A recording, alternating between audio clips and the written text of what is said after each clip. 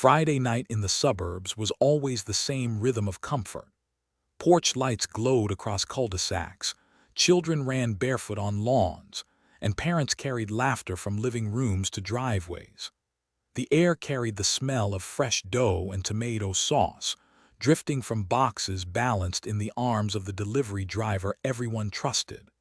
Families opened their doors with no hesitation when the knock came, because it always meant warmth. Inside one split-level house on Birchwood Lane, a birthday was in full swing. Paper streamers hung crookedly from ceiling fans, balloons bumped gently against curtains, and a circle of children sang above a cake covered in bright frosting. Parents clapped along, phones raised to capture the moment. The doorbell rang. It was the familiar sound, sharp but reassuring, that meant the last order of the night had arrived. The boy who answered the door shouted back with excitement, "Pizza's here." His words drew cheers from the crowd inside. They surged forward, eager for slices, their voices blending into the soundtrack of celebration. A man in a red uniform stood on the porch, the insulated box balanced carefully in his arms. Ethan Cole, the same young man who had delivered to this street for years. His expression gave nothing away. He lifted the lid with a precise motion. Instead of steam and melted cheese, a rush of sparks and a hiss of hidden fire spilled outward. The box, once harmless, revealed its new purpose in a single instant. One of the fathers inside laughed nervously, thinking it was some sort of party trick, until the smell of burning chemicals cut through the room like a blade. The first scream broke before anyone fully understood. A balloon popped overhead. Flames crawled along the tablecloth where the cake still sat untouched. Children shoved backward, tripping over each other.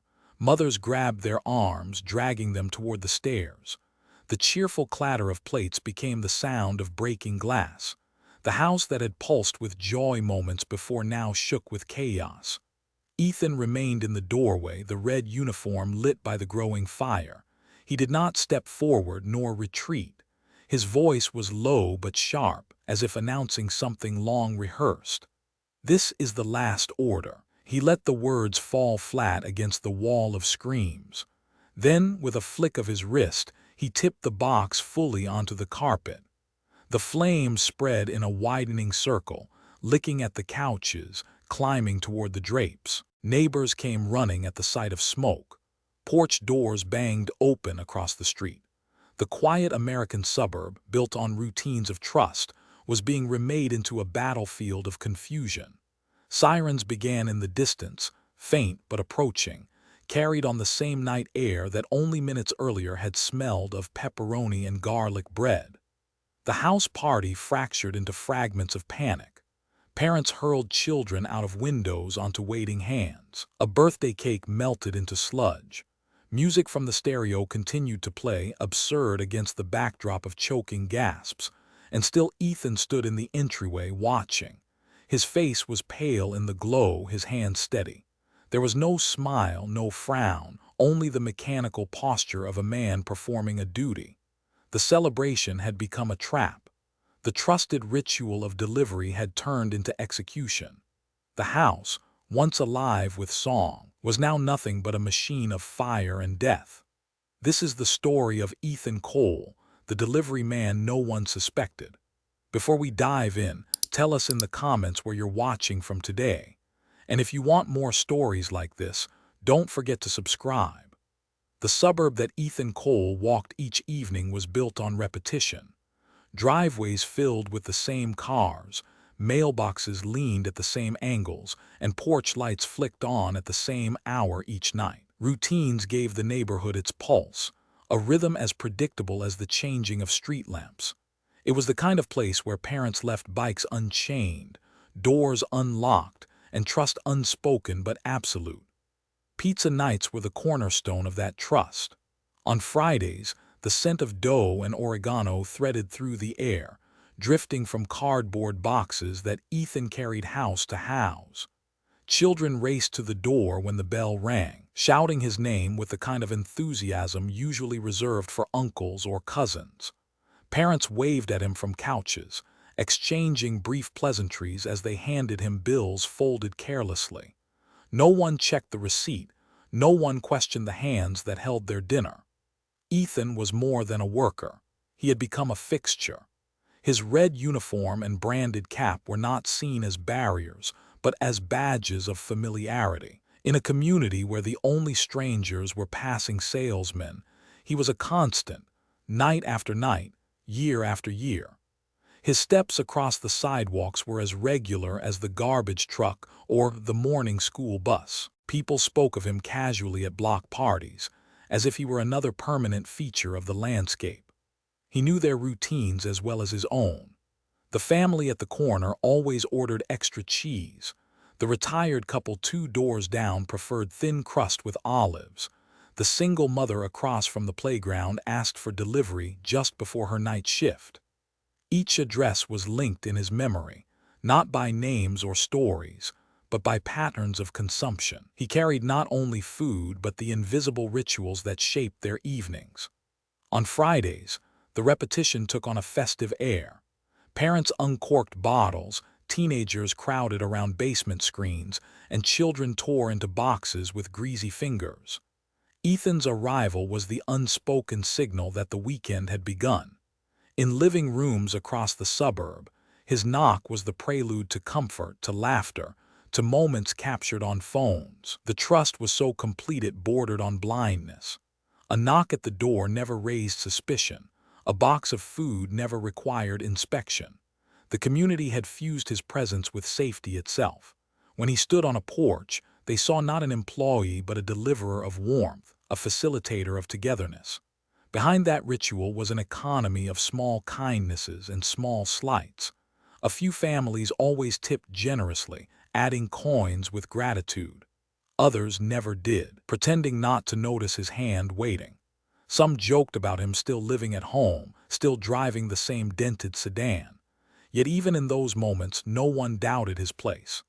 Ethan was part of the ecosystem of trust, tolerated as both servant and neighbor. To outsiders, the suburb seemed impenetrable in its safety. A place of trimmed hedges, birthday parties, and late-night porch swings. But within its rituals lay a fragility no one recognized. Every open door was a silent gamble, every smiling transaction an assumption that tomorrow would be the same as today. On one particular Friday, the repetition reached its height. Multiple families hosted gatherings, boxes stacked on counters, music spilling into the streets. Ethan's uniform passed from house to house, his insulated bag swinging at his side like a reliable instrument of the night. In every doorway, voices greeted him without question, hands reaching for food before money even changed place. The neighborhood believed in its own story. That danger belonged elsewhere, in distant headlines or darker streets. Here, rituals of trust were untouchable. Here, a delivery was just a delivery. And Ethan Cole, moving through the glow of porch lights, was nothing more than a familiar shadow. But rituals, once broken, cut deeper than anyone anticipates. The suburb had built its fortress not with walls or locks, but with trust alone. It never occurred to them that the fortress could collapse from inside. The victims were not strangers. They were faces Ethan Cole had seen dozens of times, profiles etched into his memory by porch lights and brief encounters.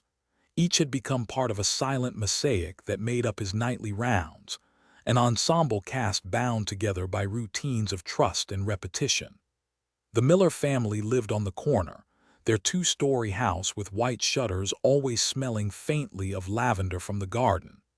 They had 3 children who practically sprinted to the door when Ethan arrived, the youngest sometimes still in pajamas, hair sticking up like static. To them, pizza night was a holiday, a ritual they celebrated with the same reverence as birthdays. Across the street, the Whitmans hosted gatherings every Friday. Friends crowded their kitchen island, beer bottles clinking against plates as slices vanished before they cooled. Ethan became a recurring feature in their photographs, visible in the background as the man delivering comfort. No one asked his name. They simply referred to him as the pizza guy, assuming the label was enough. Then there was the Ramirez household, a quiet family of 4 who never tipped but always smiled politely. Their daughter, A teenager with earbuds always tucked in, barely looked up when Ethan handed over the box. Yet she knew his silhouette the way one recognizes a lamppost or mailbox, ever-present, unremarkable, and dependable. The older residents, like Mr. and Mrs. Henderson, treated him with a kind of detached kindness. They asked about the weather, commented on the traffic, and sent him off with exact change. Their orders were steady, predictable, one medium with olives, one small with mushrooms. For them, Ethan was not just a worker but a weekly visitor, a thread in the fabric of their carefully ordered lives. Children especially saw him as harmless. They giggled when they opened the door, sometimes teasing him about carrying so many boxes, sometimes begging for stickers or napkins he didn't have. Ethan had walked into countless living rooms filled with toy blocks, cartoons flickering on televisions, and the scent of crayons. They saw him less as an outsider and more as an extension of their parents' hospitality. The symbolic ties were deeper than they realized. Each family had built a private ritual around Ethan's arrival. Some timed movie nights to begin when the pizza came. Others arranged backyard gatherings that only started once the delivery was set on the table. His knock was the signal. His uniform was the trigger. He was the unacknowledged conductor of their small celebrations. On the night everything changed, those faces gathered in familiar formations. Children clustered around kitchen counters, couples leaned against door frames, grandparents settled into armchairs while plates were passed. The soundscape was uniform: laughter, clinking glasses, the faint hum of suburban radios. These were the faces of security, unaware they were standing in the path of destruction. Each victim's role was symbolic. The Millers embodied innocence, a family built on trust. The Whitmans embodied celebration, their home always open to friends. The Ramirez family embodied routine, steady, and unquestioning. The Hendersons embodied tradition, anchoring the street with quiet constancy.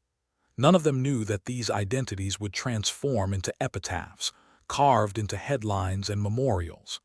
Even as Ethan moved among them, delivering order after order, they barely noticed the details that would later haunt investigators.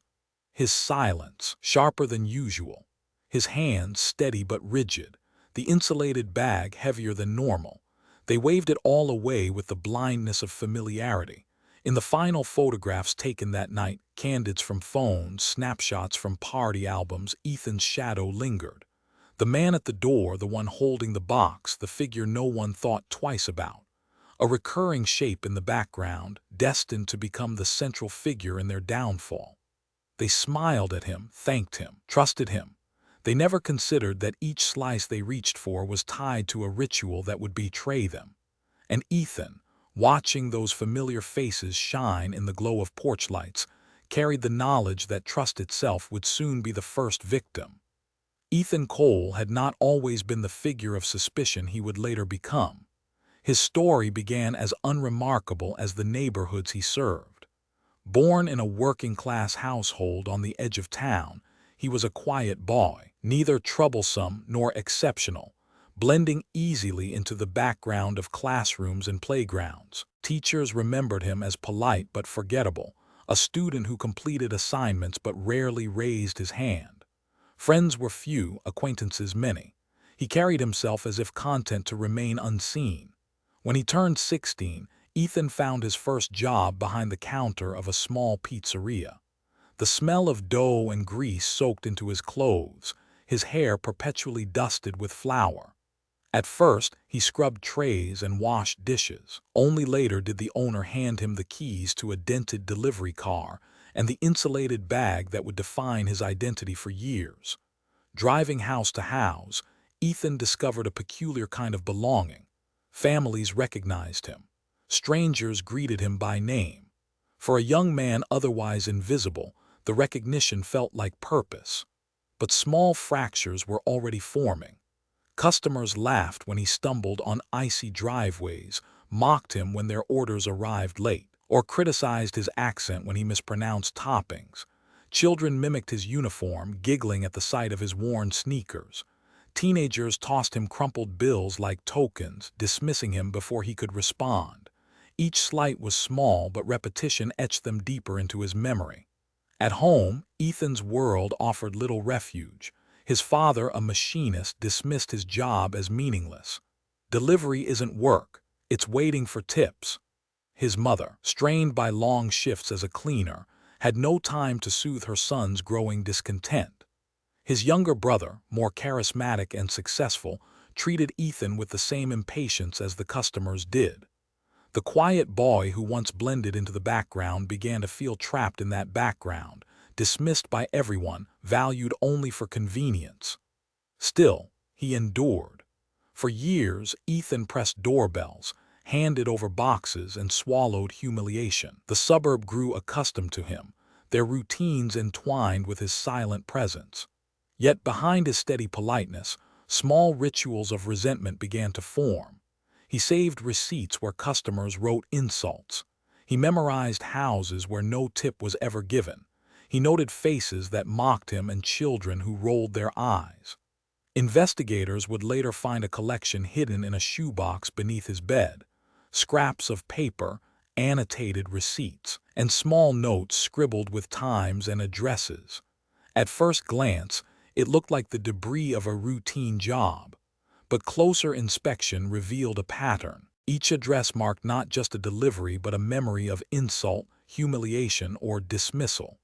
Ethan's past was not only lived but catalogued, preserved in silence. Neighbors recalled how his demeanor shifted in subtle ways over the years. He smiled less. His eyes lingered too long on doorways. He stopped exchanging jokes with customers, offering only curt nods. When asked about his future, he gave no answer. The boy who once found purpose in recognition now wore the uniform like armor, concealing wounds no one cared to notice.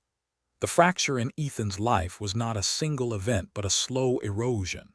Trust chipped away, humiliation piled, invisibility became unbearable. He continued to walk the streets, deliver boxes, and nod at faces, but inside he carried something heavier than dough and toppings. By the time his story reached its breaking point, Ethan Cole was no longer just a delivery driver. He was the quiet man whose past had turned into a ledger of grievances, each entry written in silence, each memory waiting to be repaid. Every act of humiliation left behind a trace, like grease stains that never washed out. For Ethan Cole, those stains became the foundation of something darker, a private archive of grievances replayed in his mind each time he tightened the strap of his delivery bag. The insults were often casual, wrapped in laughter. "Still working here," one father sneered as he signed a receipt, his guests chuckling behind him. A group of teenagers once shouted from the porch, "Pizza boy, extra cheese on your life," before slamming the door in his face, withholding the tip as if it were a prize for their cruelty. Even children joined the chorus. A girl, no older than 7, wrinkled her nose and told him, "You smell like burnt bread." Their parents laughed as if it were harmless. Each moment was small, forgettable to those who delivered the sting. To Ethan, they were permanent etchings. The shoebox under his bed grew heavier, slips marked with circles, notes scrawled in the margins, laughed, "No tip," mocked uniform. The receipts became relics of resentment, silent proof that the uniform everyone recognized was, in their eyes, a costume unworthy of respect. The pizza box itself began to take on symbolic weight. At first, it was only a vessel of food, an object associated with warmth and comfort. But as years passed, Ethan saw something else in its square edges and folding flaps. To him, it was a stage. He opened it in doorways across the suburb, exposing contents that always drew excitement and gratitude. Yet behind the cardboard lid, he carried only invisibility. The families celebrated the contents but never the hands that delivered them. The box became a mask, his identity flattened into cardboard. Resentment fed on repetition. Ethan started noticing the imbalance more sharply. The families who tipped generously were few. The ones who mocked him seemed endless. During winter storms, he delivered in soaked sneakers while customers laughed about the cold. On scorching summer nights, sweat dripping into his collar, They joked about how he must be used to it by now. His endurance was assumed, his presence taken for granted. The symbolic breaking point came with a series of canceled orders. A Friday evening, his busiest night, 3 houses in a row rejected their pizzas. One claimed they hadn't ordered. Another said they'd changed their minds. A third slammed the door without explanation, leaving him standing in the yard with steam seeping through cardboard seams. The manager deducted the wasted cost from his pay. Ethan said nothing, but the event lodged itself in his archive. 3 doors, 3 rejections, 3 marks in his silent ledger. Over time, Ethan rehearsed these memories like prayers. Each insult, each dismissal, each cancellation became part of a growing scripture of bitterness. The pizza box was no longer neutral. In his hands, it was transforming, shifting from a carrier of sustenance into an emblem of everything he had suffered. He began to hold it differently, gripping it with a steadiness that felt less like service and more like resolve. Those who saw him in the weeks before the massacre noted the change without understanding it. He stared longer when doors opened, his eyes fixed not on the customers but on the interiors of their homes. He paused after handing over boxes, as if memorizing layouts, exits, and distances. The insulated bag swung heavier at his side, though no one questioned why. His silence, once seen as politeness, now cloaked something else. The seeds of resentment had sprouted. They grew in the shadows of porches, in the sound of slamming doors, in the weight of coins tossed carelessly into his palm. Ethan's symbolic object, the pizza box, shifted meaning entirely. Where families saw dinner, he saw betrayal. Where children saw joy, he saw mockery. Where parents saw routine, he saw contempt. The uniform, the bag, the box, once tools of livelihood, now instruments of humiliation. Soon they would become weapons. Ethan Cole's apartment was small, a single-bedroom unit on the 2nd floor of a tired brick building near the highway. The walls smelled faintly of grease, a residue from years of late-night meals reheated in the microwave. On his dresser, receipts and scraps of paper were stacked in uneven piles. The shoebox beneath his bed had grown heavy with its archive of slights, each entry marked with quiet rage. It was here, in this modest room, that the transformation began. The insulated delivery bag, black nylon lined with silver foil, sat upright in the corner. For years it had been filled with warmth, carrying bread and cheese across neighborhoods that trusted him. Ethan began studying it differently, as if its shape contained possibilities never before considered. Its wide mouth, its zipper seams, its padded base, each detail seemed less like convenience and more like capacity. On his small kitchen table, tools were arranged in neat rows: duct tape, nails, small canisters, wires. He had collected them slowly, unnoticed, purchased in separate stores to avoid suspicion. The items could be explained away as household supplies, yet when placed together they formed a vocabulary of menace. Ethan worked in silence. The hum of the refrigerator and the distant noise of traffic outside were his only companions. His movements were careful, almost ritualistic. He disassembled small objects, tested weights, adjusted padding inside the bag. Each action was deliberate, rehearsed, repeated. To him, it was not an invention but a conversion, an ordinary tool made to serve a different purpose. The pizza box became his central stage. Its cardboard was light but firm, easy to cut and refit. He experimented with hidden compartments, layering the bottom with objects that would not be visible when the lid was lifted. From the outside, the box remained unchanged. Grease stains, faint aroma of dough, the familiar branding that every household recognized. Inside, it was no longer food. The first trial was clumsy. A hiss of smoke filled the room, burning his eyes, forcing him to fling open the window. He learned quickly, adjusting seals, testing vents. Each failure only deepened his resolve. The shoebox beneath his bed grew heavier not with paper but with discarded prototypes, warped cardboard, snapped wires, broken lids.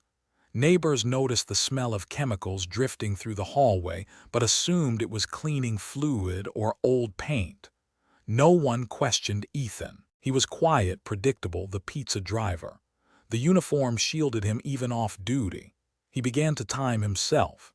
From the moment he left his apartment to the second he zipped the bag, he recorded each step. Efficiency mattered. The ritual of delivery required precision. Knock, smile, present the box. The transformation of the box meant nothing if the performance faltered. To succeed, the act had to appear seamless. Late at night, Ethan rehearsed. He stood in front of his mirror, bag slung over one shoulder, box balanced in his hands. He practiced the smile, the nod, the gesture of lifting the lid. He watched his reflection not for warmth but for control. The man staring back was not the boy who once stumbled across icy driveways, mocked by teenagers. This was someone else, steady, deliberate, emptied of hesitation.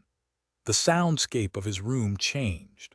No longer just the hum of appliances, but the sharp click of latches, the metallic ring of nails dropped into bowls, the rasp of tape torn from its roll.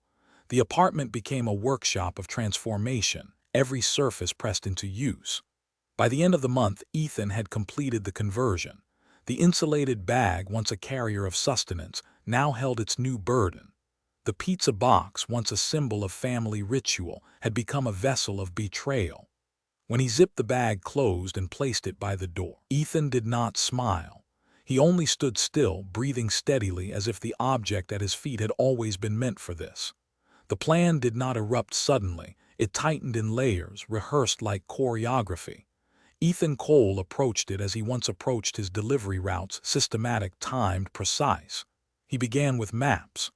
On his kitchen wall, tacked beneath a calendar of faded landscapes, a crude diagram grew. Each street of the suburb was marked, each address circled in pencil. Red ink highlighted the families who had humiliated him, the houses where tips were denied, the porches where laughter stung the most. The map was not random. It was a schedule of debts to be collected in a single night. Ethan practiced movements as if they were rituals. He walked the stairwell of his apartment complex at odd hours, bag on his shoulder, box balanced in both hands. He timed his steps, his pauses, his turns. The ritual was always the same. Knock, step back, lid ready. He rehearsed until his body no longer thought but performed. Symbolic objects guided him. The insulated bag became a reliquary of intent, zipped and unzipped until the sound was etched into his ears. The pizza box, layered and refitted, opened and closed like a book of scripture. Every gesture of delivery was inverted into something colder. In the weeks before the night, he tested small versions of his plan. At abandoned lots, he set up controlled burns inside empty boxes, watching how quickly flames consumed fabric and wood. The crackle of fire became familiar, almost comforting. Each failure was cataloged, each success refined. He carried notebooks filled with times, temperatures, and sketches of boxes marked with faint smudges of ash. Even his job became rehearsal.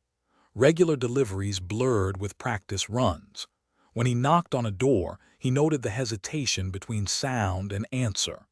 When families opened, he measured the width of the doorway, the number of steps to the kitchen table. His silence, once interpreted as shyness, concealed the calculations running beneath. Neighbors glimpsed him wandering the streets late at night, car idling at corners, headlights off. They assumed he was on a delivery, unaware he was memorizing escape routes, learning the rhythm of patrol cars, marking where shadows fell heaviest on sidewalks. The plan grew tighter with symbols of finality. He purchased new boxes from the pizzeria, uncreased and clean, as if preparing for a banquet. He ironed his uniform, smoothing the wrinkles with care, restoring its color to the bright red customers recognized instantly. For Ethan, the uniform was more than clothing. It was the disguise of trust, the skin of a man everyone invited into their homes. He placed the finished boxes in his apartment, stacked neatly like offerings. Each one was identical from the outside, indistinguishable from the deliveries he had carried hundreds of times. Inside, each held its hidden purpose. The stack stood silently in the corner, a shrine to betrayal. There was no internal monologue, no visible excitement, only the repetition of ritual. Ethan checked latches, tested zippers, folded lids. He measured weight with his palms, balanced boxes on his arms, counted steps across his apartment. Precision was his only language. On the final rehearsal night, he stood before the mirror again, the bag slung over his shoulder, the box in his hands, the red uniform crisp. His eyes did not waver. He lifted the lid slowly, as if presenting food to an invisible family. The box opened on nothing but silence. He closed it with a snap, steady and final. The plan was no longer an idea. It had hardened into ritual, into inevitability. Ethan Cole was ready. The first door opened with laughter behind it. Inside, the living room lights glowed warm and steady, balloons bobbing against ceilings, voices tangled in cheerful noise. The knock had been met with joy, the phrase almost shouted in unison. "Pizza's here." For the families of Birchwood Lane, Ethan Cole's arrival meant the night had reached its peak. He stood on the porch, red uniform pressed, insulated bag resting against his leg. In his hands, the pizza box looked no different than the hundreds before it, cardboard edges worn, grease stains faintly visible. He held it with the calm of repetition. No hesitation, no tremor. The father of the house approached first, grinning as if greeting an old friend. Behind him, children jumped, their eyes fixed on the box. Ethan tilted the lid with the same motion he had rehearsed countless times. In that instant, the air shifted. The expected waft of bread and cheese never came. Instead, a burst of heat spilled outward, accompanied by a sharp hiss. Sparks crackled, flames kissed the edge of the doorway. The father's grin faltered. A balloon popped. A scream tore through the room as the fire caught the paper streamers and ran upward. Within seconds, the soundscape collapsed. Music from a speaker tangled with shouts, chairs toppled, children scrambled. Ethan did not move. He stood at the threshold, box open, watching the joy unravel. The family's panic spread like contagion. A mother clutched her child and stumbled backward into the kitchen. Guests shoved toward the stairs, knocking over glasses that shattered on the tile. The smell of melting plastic filled the air, burning wires shrieking with sparks. Smoke curled along the ceiling, darkening the balloons into shapes of ruin. Neighbors across the street noticed the shift before they understood it. A glow flickered in the windows, strange at first, then unmistakable. A woman stepped onto her porch to call out, but the sight of Ethan's still figure, lit by the growing fire, froze her words. She watched as he turned, picked up another box from his bag, and walked calmly to the next house. The second door opened as if nothing had changed. The Whitmans greeted him with the noise of a party, beer bottles clinking, music spilling into the night. Right on time, one man cheered, already reaching for a slice that wasn't there. Ethan lifted the lid. The reaction mirrored the first, laughter breaking into confusion, confusion collapsing into screams. Flames leapt from the box onto the countertop, spreading across napkins, bottles, and stacks of plates. Guests tripped over one another, crashing through chairs, their laughter replaced with ragged cries. By the time the third house answered, sirens had begun faint in the distance, but the suburb's trust remained intact long enough for Ethan to continue. Doors opened without question. Boxes were accepted with smiles. Each lid revealed betrayal. Each living room transformed into chaos. The smell of oregano and garlic, once the suburb's Friday perfume, was overpowered by the acrid sting of smoke and burning plastic. Children ran barefoot into the street, coughing, faces smeared with ash. Mothers shouted names into the haze. Fathers tried to douse flames with pitchers of water. The neighborhood, once a picture of domestic safety, now resembled a battlefield. Porch lights illuminated confusion, families spilling onto lawns, neighbors colliding in the dark, the sound of glass shattering and wood splitting. Ethan moved with the same calm rhythm. Knock, tilt, ignite. His steps were deliberate, his uniform steady in the glow. To onlookers, it was impossible to reconcile the image. The trusted delivery driver, the man who had once been welcomed with open doors, now transforming homes into traps. The massacre had begun in silence, hidden in cardboard. By the time the suburb realized, its rituals of safety were already consumed. The suburb that once pulsed with laughter and porch lights descended into chaos. By the time the first fire truck turned onto Birchwood Lane, the street had already transformed into a corridor of flame. Homes that only an hour earlier smelled of bread and cheese now exhaled thick plumes of black smoke. Sirens wailed from every direction, their echoes colliding in the night air, merging with the cries of families staggering barefoot into the street. Children clutched stuffed animals singed by fire. Mothers wrapped coats around shoulders that trembled in the cold.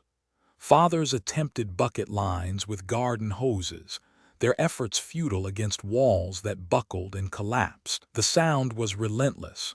Wood snapping, glass shattering, alarms screaming. What had been a tableau of domestic safety was now indistinguishable from a war zone. Ethan Cole moved among it all with mechanical calm. Witnesses later told police he did not run, did not shout, did not even seem hurried. He carried his bag from house to house, each step deliberate. Some saw him standing on a porch with flames reflected in his eyes.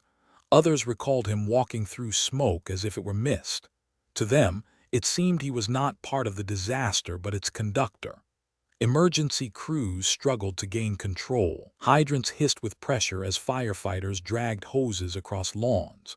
Neighbors shouted addresses, begging them to save loved ones trapped inside. In one home, a child pounded against a window, flames behind her. Two firefighters smashed the glass and dragged her out, coughing violently, her skin marked by soot. The crowd gasped with relief, only to hear another explosion crack from a different house, the roof collapsing inward. Police arrived next, their cruisers blocking intersections, lights cutting through the haze. Officers attempted to herd residents to safety, their commands drowned by the roar of fire. "Back, stay back," one shouted, his voice nearly swallowed by the chaos.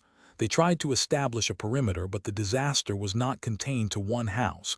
It was scattered, spreading in fragments across the entire block. In the confusion, rumors spread. Someone shouted that a gas line had ruptured. Another claimed terrorists had struck. Few realized that the man still visible in his red uniform was the cause. Trust lingered even in the middle of destruction. A uniform, a pizza box, a familiar face, symbols so ordinary they shielded him longer than logic allowed. Witness accounts converged on a single haunting image. As families ran screaming into the street, Ethan stood at the edge of a driveway, another box in hand. A mother, desperate to save her child, begged him for help. He handed her the box without a word. She opened it, expecting food to comfort a terrified child. Flames burst upward, forcing her to drop it, skin seared, screams piercing the night. It was then that recognition struck. The uniform was not safety, it was the disguise of death. Panic deepened. Neighbors pointed, shouted his name. "It's him, it's Ethan." But by then the destruction had multiplied. Fire crews were stretched thin, police uncertain where to focus. Every second delayed cost another room, another house, another life. The suburb, so carefully built on rituals of trust, was unrecognizable. Streets once filled with bicycles and sprinklers were lined with stretchers and oxygen masks. Lawns became triage zones. Children coughed into blankets. Parents screamed names into the smoke, searching for voices that would never answer. And still, Ethan walked, the insulated bag slung over his shoulder, his red uniform glowing in the reflection of fire. For the first time, people saw not the quiet delivery driver but the architect of their ruin. The suburb had become a battlefield, its family's casualties of trust misplaced. What began with laughter had ended in screams. Ethan Cole did not run. While fire crews battled the blazes and police shouted orders into the haze, he remained visible, moving with the same rhythm that had defined his deliveries for years. Witnesses later told investigators that the sight was surreal. A man in a red uniform, soot clinging to his sleeves, carrying his bag as though the night were ordinary. The turning point came when two officers spotted him stepping away from a burning porch, another box balanced in his hands. At first they hesitated. He looked so familiar, so harmless, that their instincts faltered. But then a neighbor screamed his name, pointing with an outstretched hand. "It's him, he's the one." Guns were drawn, commands were shouted. Ethan froze in the glow of the fire, the pizza box still tilted slightly open. For a long moment it seemed he might resist, but instead he lowered the box to the ground, smoke seeping from its edges. He raised his hands slowly, palms coated in ash, his eyes fixed on nothing. Officers pushed him to the pavement, knees pressing into his back as cuffs clicked around his wrists. The insulated bag fell beside him, spilling its contents: wires, tape, scorched cardboard. The crowd gasped as recognition spread.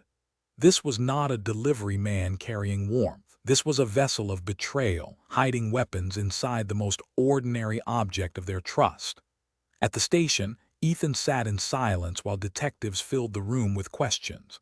Hours passed without response. Then, in a voice hoarse from smoke, he spoke a single line: "I delivered what was owed." The words chilled even seasoned officers. When pressed further, he revealed what investigators would later call his manifesto. He spoke of years of humiliation, of laughter at his expense, of doors slammed and tips withheld. He described the suburb as blind, living in comfort built on disregard. Pizza box, he explained, had always been a mask. Families devoured its contents but never saw the man who carried it.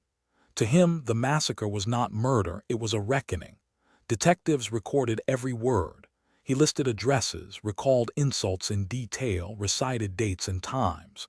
His memory was surgical, his ledger of grievances astonishing in its precision. The shoebox from his apartment, later retrieved, matched his words exactly. Receipts annotated with bitterness, each one a seed planted long before the night of fire. Forensic teams examined the modified boxes. They were crude yet effective, assembled with household tools but carried out with obsessive care. Each box was indistinguishable from the next until opened. Investigators remarked on the symbolism. The object trusted most, transformed into the very engine of destruction. The news broke before dawn. Headlines framed him as the pizza killer, the man who turned suburban ritual into massacre. Photographs of Ethan in uniform, wrists cuffed, were plastered across national broadcasts. Neighbors stared in disbelief. Some wept on camera, insisting they had known him for years. Others confessed they never even learned his name. Through it all, Ethan remained detached. In court documents, officers described his demeanor as blank, neither proud nor remorseful. He sat in interrogation rooms as if waiting for another delivery to be called in. His silence was punctuated only by fragments of his manifesto, repeated with chilling clarity. "The box was never for them. It was for me." The suburb struggled to process the betrayal. Families displaced by fire gathered in shelters, their children coughing through the night. Yet their conversations circled back to the same bewildering truth. The man in the red uniform, the one they trusted without hesitation, had been among them all along, preparing their destruction one box at a time. Ethan Cole had been captured, but his uniform, his bag, and his words lingered as proof that the monster had not come from outside. He had been standing at their doorsteps all along. The courthouse was packed on the morning of Ethan Cole's trial. Survivors filled the benches, their faces marked by burns, bandages, and sleeplessness. Families who had lost children clutched photographs in trembling hands. Reporters lined the aisles, cameras angled toward the defendant's chair. The man once invisible on suburban porches was now the center of the nation's gaze. Ethan entered in shackles, escorted by deputies. He still wore the remnants of the uniform, red shirt faded, sleeves frayed, though stripped of its branding. To the jury, it was no longer a symbol of trust but a costume of betrayal. He walked without resistance, his face drained of expression, and took his seat. The prosecution opened with detail as cold as autopsy reports. They laid out the timeline of that Friday night, the sequence of deliveries, the spread of fire, the number of casualties. Photographs projected on the courtroom wall showed burned doorframes, collapsed roofs, and boxes blackened by flame. The insulated bag, recovered from the street, was placed on the evidence table like an artifact of ruin. Each juror was forced to look at it to see what it had carried. Witnesses followed. A firefighter described dragging children through smoke, their skin blistered, their cries filling the night. A mother recounted opening a box she believed held food, only to feel her hands ignite. Neighbors testified to Ethan's calm demeanor as chaos spread, their voices breaking as they repeated his words. "This is the last order." Each testimony layered horror upon horror, building the weight of collective betrayal. The defense offered little beyond the attempt to humanize him. They spoke of his past, of humiliation endured, of years spent overlooked.